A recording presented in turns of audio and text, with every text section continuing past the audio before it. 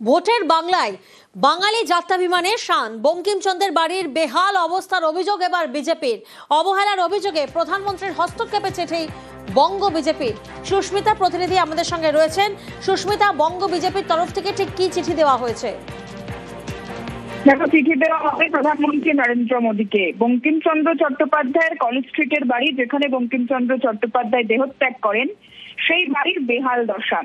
আজ শ্রমিক ভট্টাচার্য তিনি সাংবাদিক বৈঠক করেন, সেখানে তিনি স্পষ্ট অভিযোগ জানান বঙ্কিমচন্দ্র চট্টোপাধ্যায়ের সেই স্মৃতি বিজড়িত বাড়ি, যেটি এই মুহূর্তে বঙ্কিমচন্দ্র চট্টোপাধ্যায় স্মৃতি পাঠাগার হিসেবে নামাঙ্কিত রয়েছে, সেই বাড়ির বেহাল দশা। সেই বাড়ির গেট খোলা হয় না, লাইব্রেরি নামাঙ্কিত থাকলেও, ফলকে লেখা থাকলেও সেটি দীর্ঘদিন বন্ধ অবস্থায় পড়ে থাকে।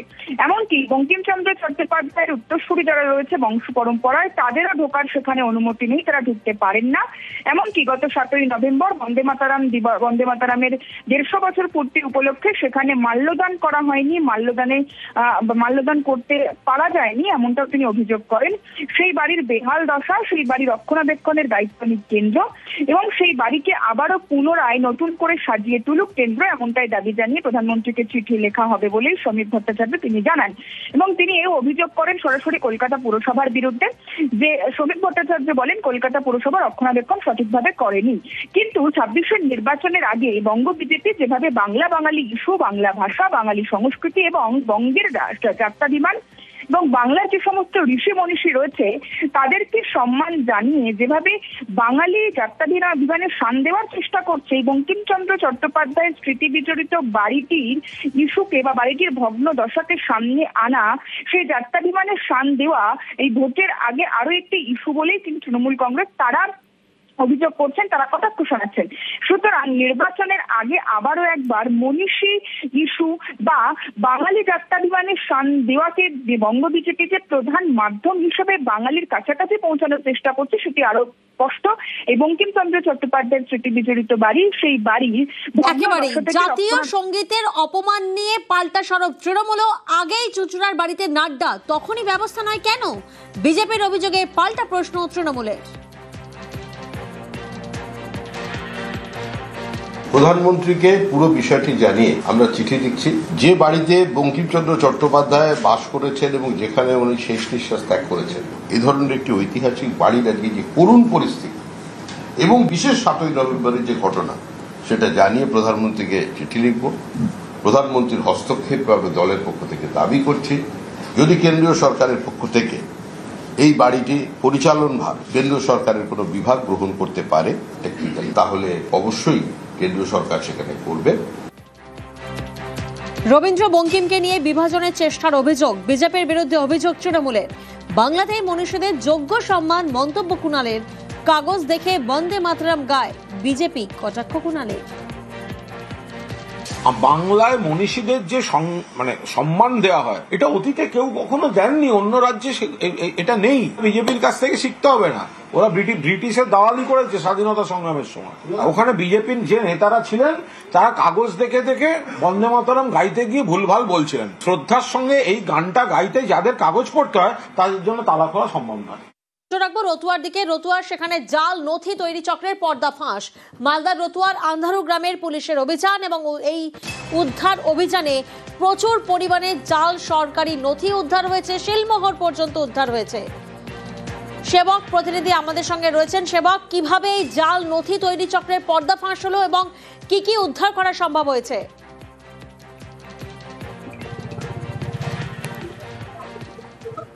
দেখো, এসআইআর আবহে এই মুহূর্তে অনেকেই প্রচুর পুরনো নথি বা নথি জোগাড়পত্রের জন্য পুরনো নথি হাতে বেড়াচ্ছেন। আর এই আবহেই মালদহে জাল নথি তৈরির চক্র, এমনই চক্রের হদিশ পেল পুলিশ। এই ঘটনায় দুজনকে গ্রেপ্তার করা হয়েছে। মালদহের রতুয়ার চাঁদমণি 2 গ্রাম পঞ্চায়েতের এই এলাকা আন্ধারু গ্রাম, যেখানে প্রচুর পরিমাণ নথিপত্র সিল উদ্ধার হয়েছে। সব মিলিয়ে প্রায় 28 থেকে 30টি সিল পাওয়া গিয়েছে, যার মধ্যে শামসি গ্রাম পঞ্চায়েতের সিল, একই সঙ্গে তোমার দেখা যাচ্ছে চাঁদমণি গ্রাম পঞ্চায়েতের সিল, একই সঙ্গে একাধিক school, Milongarh high school, Batna high মাদ্রাসা, শ্রীপুর হাই স্কুল, এইসব স্কুলগুলোর সিল দেখা যাচ্ছে। প্রচুর নথি পাওয়া গিয়েছে, যার মধ্যে জন্ম সার্টিফিকেট, ট্রান্সফার সার্টিফিকেট, মার্কশিট রয়েছে। এই ঘটনায় ইতিমধ্যে 2জনকে গ্রেপ্তার করা হয়েছে, তার মধ্যে একজন।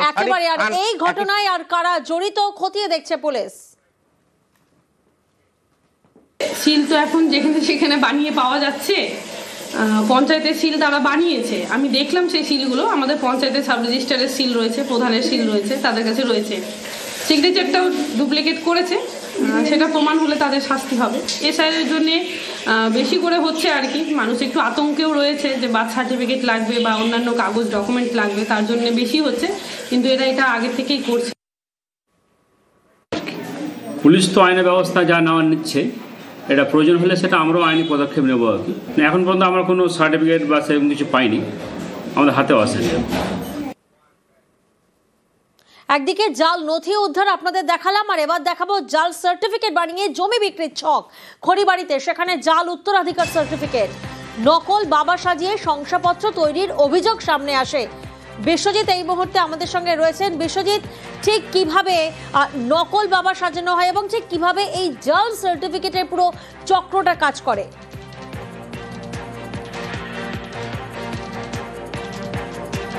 খড়িবাড়ি রানীগঞ্জ গ্রাম পঞ্চায়েত এলাকার শ্যামনঞ্জতের বাসিন্দা দশরথ মণ্ডল এবং তার 5 জন সন্তান রয়েছে।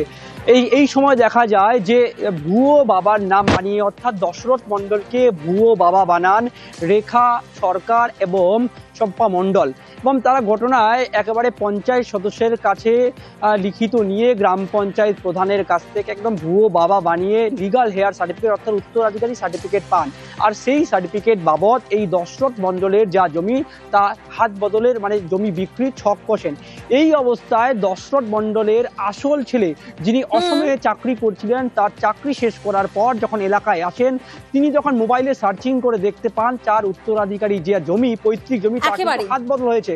পরবর্তীকালে তিনি আরটিআই করেন এবং আরটিআই কপি দেখে তিনি জানতে পারেন যে গ্রাম পঞ্চায়েত অফিস থেকে যে সার্টিফিকেট দেওয়া হয়েছিল তা ভুয়ো।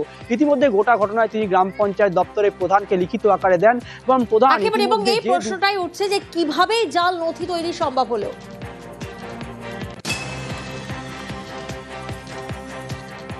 আমি একটা প্রধান বিষয়ে দরখাস্ত করেছিলাম এই ব্যাপারে, যেহেতু বলতে ইস্যু হয়েছে জিনিসটা, ওয়ারিশ ছিল তারা তো ওই উপস্থিত ছিল না, মীমাংসার ব্যাপারে কোনো আলোচনা হয় না আর কি। যদি আমাদের আলোচনা ওয়ারিশ সার্টিফিকেটটা ইস্যু করেছিলাম 2023-এ, সেটা আমরা তাদেরকে ওই ওয়ারিশে যারা আবেদনকারী মায়া মণ্ডল আর রেখা সরকার, এনাদেরকে নোটিশ করা হয়েছিল। মেম্বার সুপারিশ করেছে বলেই প্রধান ওয়ারিশ সার্টিফিকেট দিয়েছে। মায়া মণ্ডল আর রেখা সরকার যে দশরথ মণ্ডলের মেয়ে হয়, এর প্রমাণ ওনার কাছে রয়েছে। তো এর প্রমাণ উনি নাকি নিয়ে আসবে, তো তার জন্য কিছুদিন আরো সময় দেওয়া হলো।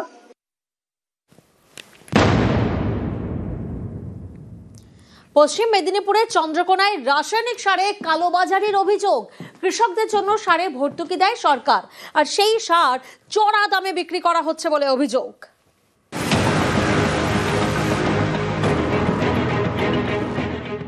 সারের 50 কেজির বস্তা, দাম লেখা 1350 টাকা। এই সারই অনেক বেশি দামে বিক্রি করা হচ্ছে। বস্তা প্রতি 300 থেকে 350 টাকা বেশি নেওয়া হচ্ছে। পশ্চিম মেদিনীপুরের চন্দ্রকোনায় রাসায়নিক সারে কালোবাজারি চলছে বলে অভিযোগ। এই সারটা কত কিনেছেন আপনি? 1650 টাকা। হ্যাঁ, পাকা বিল দিচ্ছে? পাকা বিল দেয়নি। হ্যাঁ, পাকা বিল তো আমাদেরকে দেয়নি। এখন আলু চাষের মরশুম, ফসল ফলাতে বড় ভরসা রাসায়নিক সার। বিভিন্ন দোকান থেকে এই সার কেনেন কৃষকরা। কৃষকদের জন্য সারে ভর্তুকি দেয় সরকার। এই ভর্তুকির সারেই কালোবাজারির অভিযোগ। কৃষকদের প্রশ্ন, সরকার ভর্তুকি দিচ্ছে, সেই সুবিধা কেন তারা পাবেন না? কেন ভর্তুকির সার বেশি দামে কিনতে হবে? নবরত্ন ডিএপিটা 1650 টাকা করে নিল। দিনটা অত আর আমরা জানি, অত কি লেখাপড়া জানি আমরা? এই যে এই লোকটা 70,000 টাকার মাল নিয়ে এসছে, আমিও তো নিয়েছি 8-10 টাকার মাল, এই দাম ফেলছে। পাকা বিল দিচ্ছে? পাকা বিল দেয়নি, কাগজে দিচ্ছে। সারে কালোবাজারির অভিযোগ, এতে বহু কৃষক চাপে। ঘাটালের মহকুমা শাসক জানিয়েছেন বিষয়টি কৃষি দফতরে জানাবেন, তারপর পদক্ষেপ করা হবে। পশ্চিম মেদিনীপুর থেকে সুকান্ত চক্রবর্তী, নিউজ 18 বাংলা। নজর রাখবো হুগলির খানাকুলের দিকে, সেখানে সবুজ ধ্বংস, কোনো অনুমতি ছাড়াই দেখুন কিভাবে সরকারি জমির গাছ কেটে ফেলা হচ্ছে। বিজেপি পরিচালিত পঞ্চায়েতের বিরুদ্ধে অভিযোগ তৃণমূলের, যদিও অভিযোগ অস্বীকার বিজেপির পঞ্চায়েত প্রধানের।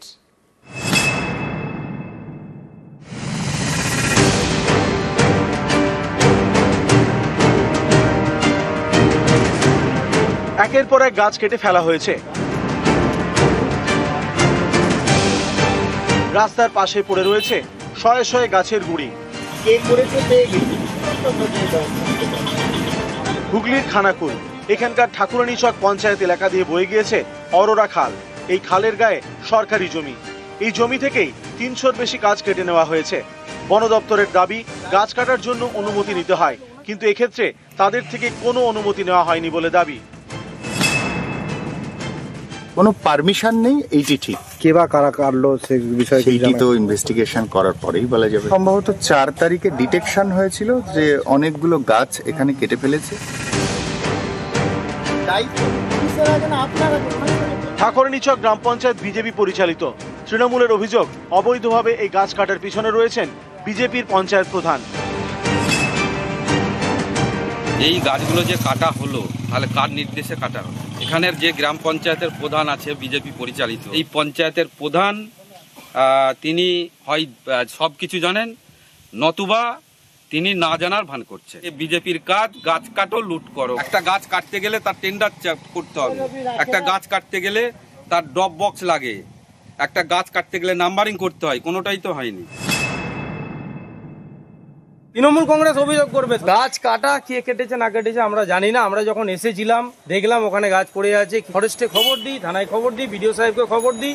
এবার কে করেছে না করেছে সেটা ইনভেস্টিগেশন হোক, তার আগে তো বলা যায় না যে এই করেছে সে করেছে, এটা আমরা বলতেও চাই না। হুগলির খানাকুল থেকে শুভদীপ ঘোষ, নিউজ 18 বাংলা।